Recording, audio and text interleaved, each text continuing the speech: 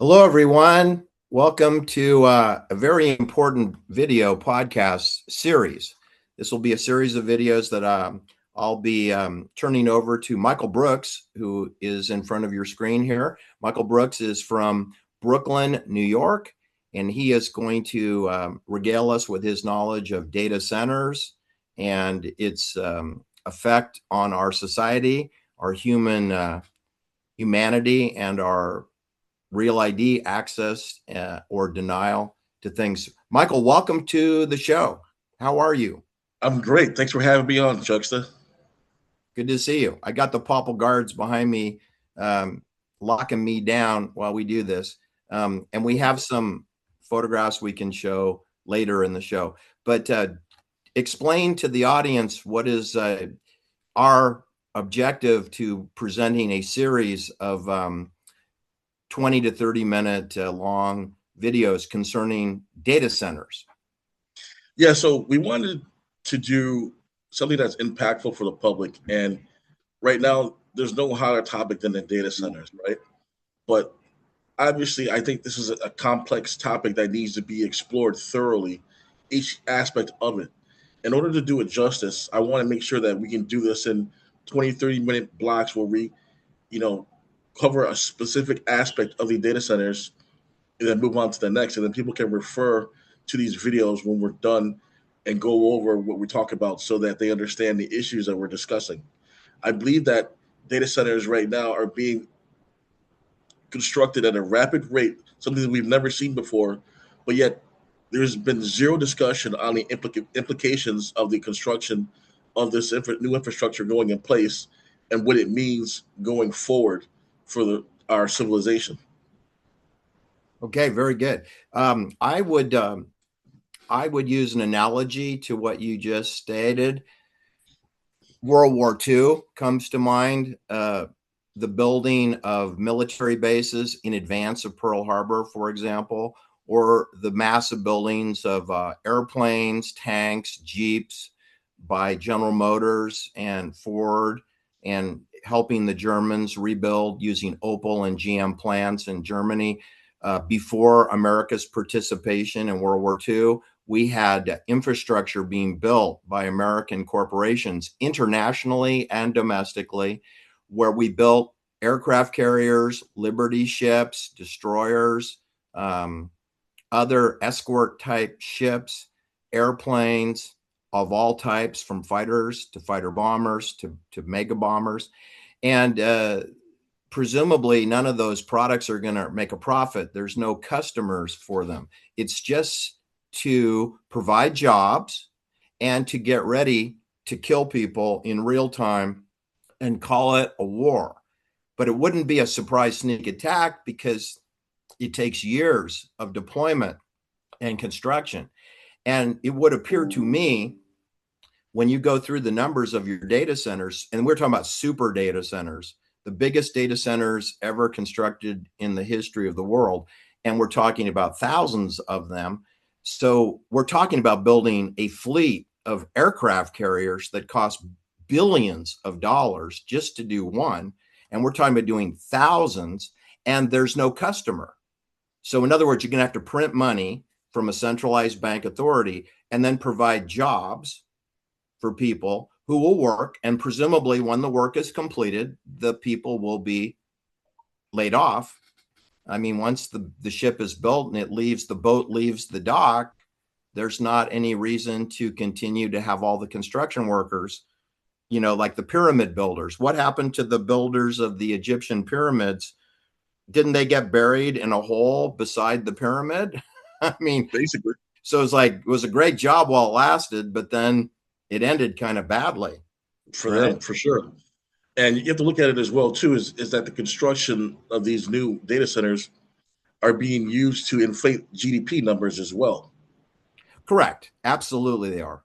Yes, that's kind of deceptive because that validates the false narrative that this is a wonderful economic boom jobs program. When the fact of the matter is, it's a very temporary 3 to 5 years Agenda 2030, and probably sometime in and around 2030, there's not going to be the big push to build any more data centers because we'll already have quite a few of them, and we'll then be controlling people through the nefarious uses of the biometrics and data collection for every moving creature on this planet, wouldn't you say? So do you That have, is that is go that ahead, is go ahead. that is correct. Just to put in perspective, right now, currently, the numbers vary between 4 and 5,000 data centers in the United States.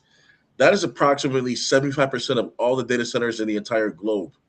So one has to ask themselves, what is it about the United States where they feel the need to have 75% of the global data center um, infrastructure, right? So that's one Yeah. question that we should keep in the back of our heads. The next thing is that there's $6.7 trillion committed to data structure construction and infrastructure up until 2030. So 2030 is going to be the end of the construction phase, right? So after that happens, there's going to be a next phase, which will be the implementation. Okay. So if you look at it at this rate right now, just the United States alone, over $45 billion is being spent per month on data center construction. And so what another thing that you ask yourself is these data centers, they're being constructed, how is that impacting the actual residents in this country? And what I'll tell you, what it's doing is it's disrupting the water supply, and it's also disrupting the electronic supply, or sorry, the electric supply, and causing the prices to increase at a rate that's not sustainable. Yes. All And right. Go ahead. no, you go ahead. Well, do you want to present what is coming in subsequent videos that we'll be doing together? You have kind of an outline of what the viewers can expect that we're going to. It's too complicated to do in one video, so we're going to do however many videos that we need to drill into data centers. Unlike the media, the mass media doesn't really discuss data centers. They don't discuss human augmentation. They don't discuss smart desk, mesogens, MIMS and MIMOs. They don't discuss maximum input, maximum output sensors, mesogens, which become biosensors. They don't discuss cyber security sensors in human beings from the message and smart desk, or from vaccines like the COVID hoax, or the bird flu hoax, or the monkeypox hoax, or the Omicron variant of COVID hoax, is that those are all techniques to tether humans to the cloud. And the cloud is a euphemism for data center. The HAL 9000 is going to be the data center, the judge, the jury, and the executioner of geofencing. Every moving creature in the world will have data. Biometric data will be stored in the data centers. Now, could you kind of just walk us through what your plan is to present this diabolical conspiracy, which is emanating from Switzerland, because Switzerland controls the money. They control the funding and the construction and the wages of all these people, and they can manipulate the prices of everything. So how do you lay this out so that people can digest it in small bites? So this one right now is just an introduction. I just want to scratch the surface of exactly about the new infrastructure that's being put in place, right?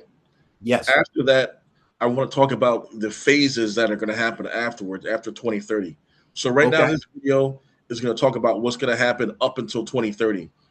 Then afterwards, we're going to talk about what's going to happen after 2030 and go all the way up to 2060. Okay. And the thing is that there are specific milestones and transformations that are going to happen after 2030.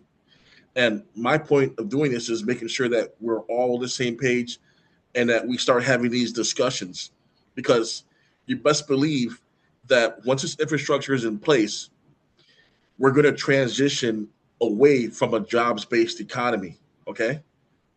Well, that transition needs to be discussed before it happens. Okay. If we do not get involved in discussions prior to the dissolution of jobs, we're going to be in a world of hurt. Okay. I'm trying to prevent society from being moved on to a digital plantation. if we do not engage in discussions about our future, we are going to be in a world of hurt. And the whole point of this is I want people to be able to digest this stuff in segments so that when they start going around the public, they want to start them educating the public so that they can be informed on what's happening and how this is going to transform them. And you're not going to get this information from the news. They're going to conceal this from you up until a time when the job dissolution is gone. Once the jobs are gone, if you don't have a plan in place, you're going to have to go with their plan. And you and I both know that their plan is nothing good for humanity. Right. No, I mean, you and I are not here to tranquilize people's anxieties. We're not here to entertain them, to entertain and amuse their boredom. We're not, this is not an entertainment show. This is education show. And this is your life or death. This is life or death education show. That's what we're doing. Your video series is going to be as serious as a heart attack. You can't get any more serious than this.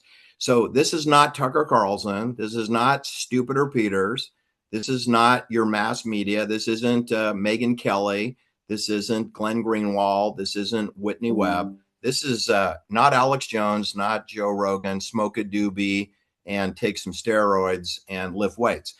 This is the way it is. And so if anyone out there needs an adult beverage, hit the pause button, go get it, and put it in your juxtaposition mug. Michael and I have done a whiskey show, and this will contain extra size amount of Scotch whiskey or Brooklyn-based. What do we call it? Brooklyn-based bourbon or Empire Rye. Bourbon. Brooklyn-based bourbon can go in the juxtaposition cup. All right. So okay. So assuming everyone has their beverage in hand, we will move on to the first disturbing building block brick. The pillars here of the evil doers is that they want to pacify and control everybody using a variety of systems that Michael's going to walk us through: QR codes, social credit, compliance scores.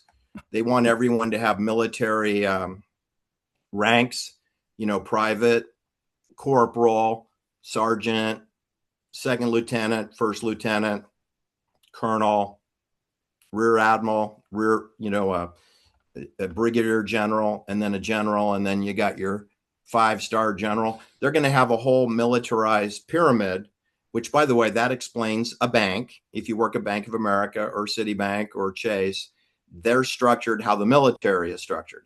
And if you work at the Catholic Church or the LDS Mormon Church or the Church of Scientology or the Buddhists or the Jim Jones People's Temple, you will see it's struck exactly. All their organized religions, the Catholics, Pope Leo, the Mormon Church, all organized religion is structured exactly how the bank is, exactly how Swiss Bank Authority works, is that it's a pyramid of power based upon privilege, rank, obedience, and code of silence. That's how these conspiracies happen, is because the members of the cult who are sworn to an oath of silence, a cone of silence. The Omerta Code is we don't slap our lips in public. You are in the temple. It is a privilege to be in the temple. People that are booted out of the temple are considered profane, and they go to a prison farm, a plantation, like you were saying. That's for the farm animals. Everyone on that farm has a real ID and is verified, and they're tagged like a pig, like a hog, like a cow, like a milk cow, like a meat cow, like a sheep, like a lamb, like a lost lamb in the forest. There's not going to be any lost lambs in the forest because they're all GPS tracked. So the chances of having one of us wander off the reservation is absurd. The lost lambs won't be lost, and neither will any of the people who will be milked for their body area network pulsing of their heart and pulsing of their head. They will be milked and stored into a lithium battery, or they'll be sent to a cremation oven to be processed in the way that we turn pigs into bacon or ham, steaks, or the way we turn cows into hamburgers. That's my understanding of the plan. Okay, back to you, Michael. Lay it out for us. Okay, so basically, I want to go over is the basics of the data centers, right? So these data centers, require massive uses of electricity, which basically in an area, if you're in an area there, they're gonna be drawing from your local power grid, which is gonna cause the prices of your electricity to spike, right? So that's Yeah. one impact. That's gonna one negative impact for the community that's near a power what do you call it, a data center. The next thing is the water consumption. These data centers use for I don't understand why fresh, clean drinking water in order to It's cool to down. cool. It's to cool the motors. Right, but I don't know why they can't Data use centers, they sewage run. or they can't use salt They water. run. I don't Yeah, understand that. That doesn't make sense to me. But yeah, some of these facilities can use up to 5 million gallons a day of fresh, clean drinking water that is taken out of the system that is used for residents or for agricultural purposes. correct. So the next thing you have to understand is the air and noise pollution, right? Because these data centers are basically running HVAC systems 24 hours a day. And so the HVACs, the fans have a low humming noise, right? So that pollutes the environment near there. And then also, there's also localized greenhouse gas like nitrogen oxide that are produced, which also will impact the local community and all the animals in that area there. So some of the things that they're doing to I guess mitigate some of these issues is there. I know there's a technology called dry cooling tech, and then also bring your own power plant. Where I know some of these data center companies are subsidizing um, local residences by basically hosting something on their property, and the data company will pay for their electrical bills. So basically, like it's like a contract. It's similar to like if you see those cell towers. If you're in a city Yes, somewhere and you want to host a cell tower, the cell tower will pay you X amount of dollars per month to host it. Same thing correct. is I had happening a with friend of these. mine made a lot of money. He's making like 30 grand a month by renting out his barn for cell tower use of his barn on top of a hill of an important area in Contra Right. Costa County. Can you bring up the graphic of Yes. the Amazon graphic that shows what's Okay. So the let's see. investment? Yes, just a second. I hit that. Okay. Go ahead, Michael. What is this to the right side of the video screen? I don't see it. You can see You it. I don't don't see see it. it? Yeah, I see it. There got two. Um, maybe you pull it up on your side through the chat. You hit the chat. Okay, let me see here. I see it on my screen. Oh, you see on the chat? Is that where you see? It's in the chat column to your right. Okay, let me pull that up. If you hit chat, it might emerge. Okay. Can you see it?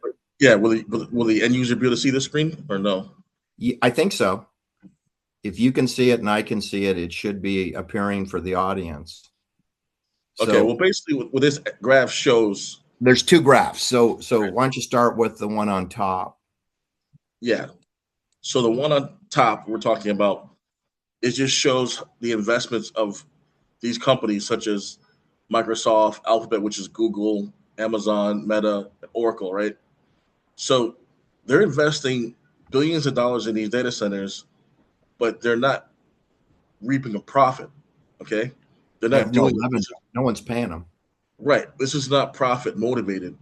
So then you have to ask yourself, what are they doing this for? If they're not doing this for profit, why are they investing into this infrastructure? They're building a submarine. They're building an aircraft carrier to be used as a weapon system in the future when it gets built. But you got to Correct. build it first. They got to build it first. Then we'll have a war.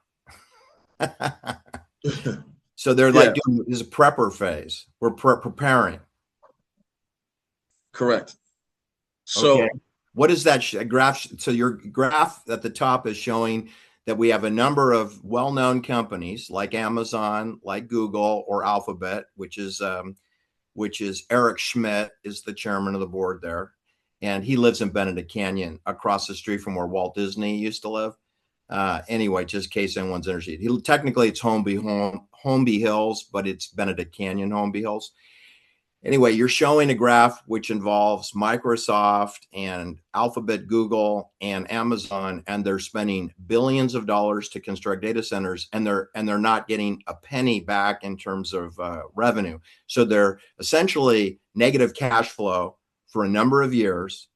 And what is the motivation? And you're asking the question, and we're speculating that it's because something is going to be coming later that they'll get paid on. And for now, they're under orders to build this Noah's Ark. Correct. So it's not economically motivated. That's the only thing we can say for right now, right? Correct. They must have some secret deal, because no rational board of directors would approve spending hundreds of billions of dollars on a pipe dream that may not happen. In other words, they're very confident that there's something that's going to happen and they'll benefit eventually. But if they disobey their orders, they're going to go out of business too. So they have to do it. It's not really a financial choice, but it looks like financial insanity, because they're betting the whole house on this. They're putting all their chips on the table. And in real life, you wouldn't do that. You'd hold back and you'd do some, but they're doing.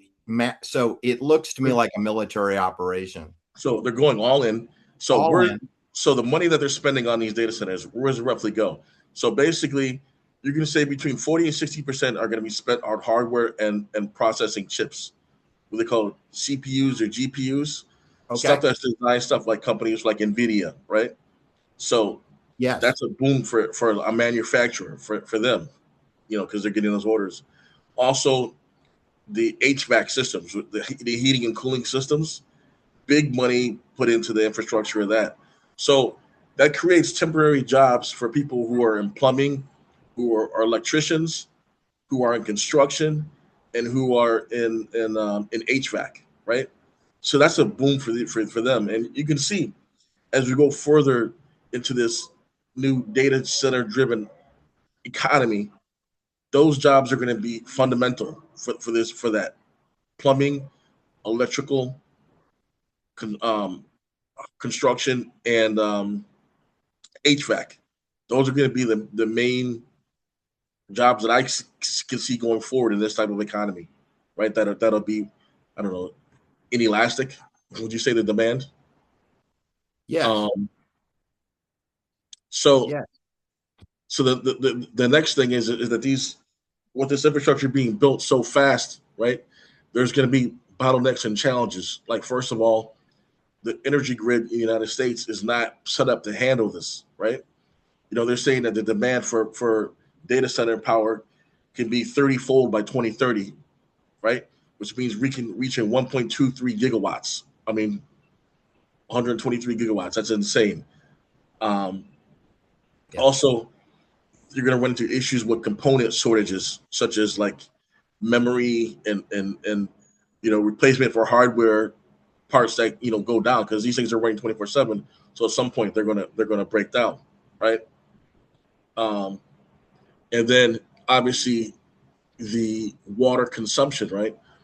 Especially like in the west, in the southwest area, like Arizona, Nevada, Utah, New Mexico, those areas that are already experiencing drought for several years, and now the water is being getting used up by the data center or the people. Like, which is it? It's one or the other, right? It can't be both. It can't be both. So, so this is another question you have to basically keep in the back of your mind. Like, okay, so these people here are putting situations where it almost seems like data centers are going to replace human habitat. If you look at it, right?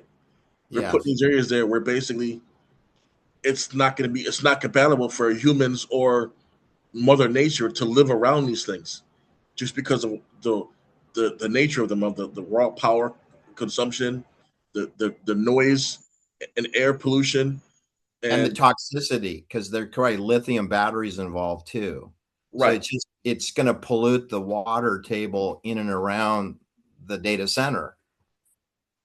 Correct. So, what we're doing right now is by the end of the decade, these facilities will reshape everything from your electricity bill and local water supply, and also America's the quote unquote climate change goals, right? Right. Climate action. And they've already installed the smart meters almost everywhere. And the smart meter will actually regulate your energy consumption, including your water and how many baths you take or showers. So the machine will just turn off your electricity in your home if they think you've exceeded your quota. You'll be put on like a quota, Yeah, and they'll just automatically turn off your electricity. right. So the issue, right, because since the U.S. signed up for this climate change accords, right? I guess it's Paris Accords, whatever. You know, these data centers are going to force restrictions on the residents because the power that they're going to consume, right, Yes. is going to take up the majority of the climate credit or carbon credits that the United States has. So that means that they're going to have to take from somewhere, right? So So they'll basically, ration the people.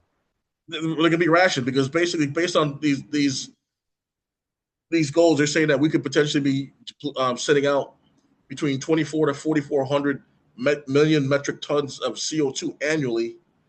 That means that we need to do a 60% reduction of the rest of the economy in order to sustain their climate change goals that AI is going to significantly impact, right? Right. So people understand that we're already now looking at a deficit as far as our standard of living, right? Right. And the whole carbon footprint thing, that's a bald-faced lie. That's a fraudulent scheme. That's that's made up because you do realize concurrently with constructing these data centers, which the second graph you have here, 5,381 data centers planned for the United States of America in various stages of completion, 5,381. These are super centers. Every corporation in America already has their own data centers. Every university, Harvard, Yale, Stanford, Berkeley, University of California, they all have data centers. Those are miniature data centers, even though they're big. Compared, these are mega, mega big. And so we'll end up having more like 50,000 data centers if when they're going to combine all the corporate and university data centers with the mega centers to create a super HAL computer, a supercomputer of, they call that Oracle. That's Oracle. In other words, all knowing, all omnipotent, because they've collected all the data and now they have all the biometric data and all the GPS geofencing data for every living creature. Then you're an Oracle. You're like Yoda. You're all knowing, all omnipotent, but they're going to ration you. Then they'll have a cover story. They'll say that it's because the skies are too polluted. But concurrently with this, they're dumping trillions of dollars a year in aluminum chalk from the sky, polluting the crap out of my skies. I got airplanes today, as every day. I got them all over my skies every single day for 4 frigging years. That's over 150,000 airplane attacks, sorties. That's approximately 36,000 airplane attacks every day. Well, every year. Every year, I have about 90 to 100 attacks a day, 16 hours a day. So just in my area alone, they've spent, several $100 billion in the North San Francisco Bay. But if you look at Chicago and Los Angeles and Seattle and the Glacier National Park, and you look at the Swiss Alps and you look at Milan, Italy, and Tuscany, Florence, and Paris, France, and London, you're talking about $100 trillion worth of pollution in the sky. So I don't want to hear no talks about climate action or carbon footprint. NATO and NATO planes have been polluting our skies for hundreds of years, well, for at least 100 years since they built the airplane and since they had the balloon before that. When they had the balloon, they were polluting too. The air balloon, okay, but they've been polluting our sky for 100 years. And for the last 4 years, they've been polluting it 16 hours a day, 100 flights per day in all the major areas. Go ahead. Yeah, my whole point is that the whole thing is hypocritical, right? They're basically installing these things at our expense, right? And then telling us that we have to make adjustment in our living for it, right? And here's Correct. the thing. Can't eat meat. You got to eat bugs. You eat bugs. Right. So here's the thing. So based on what we said right now, people should be getting into their minds that understanding that these constructions of these data centers have been socialized through our tax dollars, right? Yes. Through the government spending. Okay. So they've been socializing the construction and development and the infrastructure, right? And So at the they've end of the sold day, it to all the children in elementary and high schools by telling them about climate action and carbon footprints. That's been indoctrinated into the curriculum of our children, who are now fully brainwashed into believing this was a hoax. This is like the COVID hoax. There's no such thing as the COVID virus. No such thing. Oh, there's radiation poisoning. There's Havana syndrome, which the government denies the existence of it. They say that's a conspiracy theory. What the hell is building 5,381 data centers secretively? Is that not a conspiracy, or is that legit? right. So basically, with that said, they socialize the construction and the development of the infrastructure there, right? At the end of the day, when this stuff comes online, people need to be saying that the profits and the revenue generated from these things need to be socialized as well. Okay, no more. We can no longer tolerate socializing expenses and privatizing profits. That we cannot go forward. If we continue that, we're going to be all living on a plantation. That's what's going to happen. Well, there's zero chance that there's going to be any profit sharing. Okay. And the other thing is, you don't want human beings profiting off of exploiting human beings, because the data center are about the exploitation of thems that pick cotton are soon forgotten on the plantation, Michael. Thems that Right. pick cotton are soon Old Man River, the Mississippi River. Old Man Cotton told us that thems that pick cotton are soon forgotten. Well, that's going to be all the workers and the construction and the plumbing and the electrician people who built this pyramid of data centers. They're mostly going to be laid off. They'll retain some of them for repairs and maintenance, but the majority of the people who actually built this weapon system are going to be unemployed, living on a Donald Trump Freedom City FEMA camp. So what I'm saying is that before it becomes a weapon system, right? Because right now this is construction. Right. The public has to take ownership of these infrastructure. Okay, they cannot allow the government and the corporations to take ownership of these data centers, because you and I both know where this leads to. So I want to start the We can't really discourse. say on this channel, but basically we'll have as much freedom as we're willing to fight for. So if you're unwilling to fight, you'll have no freedom.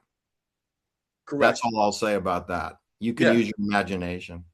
So there needs to be a discourse starting about the ownership and the infrastructure, and also the transparency. Right. All right. We cannot have they build all these mega data centers and then be like, oh, you got to have a security clearance to get in there or to see what's going on there. The public can no longer afford to accept everything being hidden under security clearance. Okay, these things are going to be directing our new civilization going forward. We're going into a new paradigm. Okay, it is time for us, for the civilization and for the people and the public, to rise up and have accountability, and to take accountability for everybody's actions, including their own, but also making sure that whatever goes in place, that they have a say and that is transparent. Okay, when things become opaque, that's when people get hurt, and that's when things happen that are very bad to the overall population. Well, Michael, are you suggesting that with the security clearance, that's called a zero trust architecture? Zero trust system or architecture is security clearance. In other words, real ID verified that you are authorized to go through this area. Are you suggesting, Michael Brooks, are you suggesting that to get into a liquor store to buy a pack of chewing gum or a 6-pack of beer or a bottle of bourbon, that you will need to have a real ID verified, GPS tracked digital wallet, eyeball recognition, palm print, fingerprint, thumbprint to buy a pack of gum at a liquor store? Are you saying that? I hope not. I hope that never happens. I hope to God that never happens. All right. Well, yeah, I hope we don't have to go through that. But I think fill up your gas tank in your car, you're going to have security clearance, because it appears that part of the congruence of travel restrictions and the carbon footprint, that we can't pollute the atmosphere, is that you must have an electric car, driverless electric car, and that you mustn't be buying gasoline, that needs to go the way of the dodo bird, and that gas will be $6,000 a gallon, and they don't want anyone traveling unless you take an Uber taxi that's going to be a weapon with a lithium battery in there, could just explode while you're in the taxi cab. All right. Well, anyway, this I think was a very potent first introductory video into what's coming next. So I want to ask you for final words and thank you for going where no man has gone before, which is a frank discussion, brutal honesty concerning data centers. Michael Brooks, final words for you, and we will put this one into the can. Final words is this, right? You guys, you need to understand that if you stay quiet at this point, then you are basically acquiescing to whatever happens. Okay. Now is not time to be quiet. We cannot afford to try to negotiate when we're already in a lower position. Okay. If they get through the implementation of displacement of jobs and we have not already staked our claim to what's going to happen afterwards, we're going to be on a managed plantation. That is it. End of story. That's it. It's a civilization ending. Right now we're at a crossroads. Okay.